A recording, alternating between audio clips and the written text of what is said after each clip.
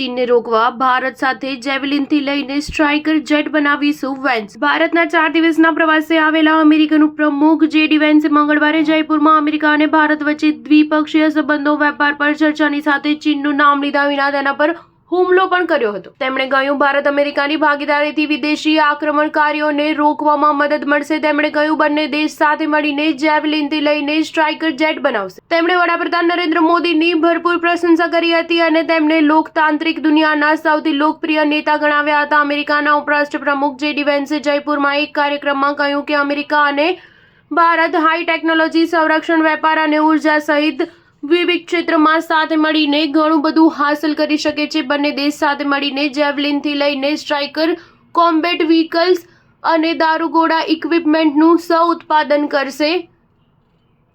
વિદેશી હુમલાખોરોને રોકવા માટે આપણને તેની જરૂર પડશે. આપણે નવા ટેક ઇનોવેશન કરીએ જેની આગામી વર્ષોમાં આપણને બંને દેશોને જરૂર પડશે. જેડી વેન્સે ભારત અમેરિકાના સંબંધોને દુનિયામાં સૌથી નજીક સંબંધ ગણાવ્યા હતા. તેમણે કહ્યું, અમેરિકા અન્ય કોઈ પણ દેશની સરખામણીમાં ભારત સાથે સૌથી વધુ સૈન્ય અભ્યાસ કરે છે. વડાપ્રધાન નરેન્દ્ર મોદી અને પ્રમુખ ડોનાલ્ડ ટ્રમ્પે ફેબ્રુઆરીમાં જાહેર કરેલી અમેરિકા-ભારત સમજૂતી આગામી દિવસોમાં બંને દેશો માટે વધુ ગાઢ સંબંધોનો પાયો નાખશે. જેડી વેન્સે ભારતને ફરી એરફોર્સ માટે F-35 ફાઇટર વિમાન ખરીદવાની ભલામણ કરી હતી. સંરક્ષણ સંબંધો અંગે વેન્સે કહ્યું, અમે ઈચ્છીએ છીએ કે ભારત અમેરિકા પાસેથી વધુ સૈન્ય ઉપકરણો અને ઉર્જા ઉત્પાદનો ખરીદે. શાંતિનો સૌથી સારો રસ્તો પારસ્પરિક તાકાત છે. ભારત અમેરિકાનું મુખ્ય સંરક્ષણ ભાગીદાર છે. અમેરિકા પાસે વ્યાપક પ્રાકૃતિક સંસાધન છે. તેનાથી ભારત વધુ નિર્માણ કરવા, વધુ ઉત્પાદન કરવા સક્ષમ બનશે. તેના પર ઉર્જા ખર્ચ પણ ઓછો થશે. અમેરિકન ઉર્જા ભારતને પરમાણુ ઉર્જા ઉત્પાદનના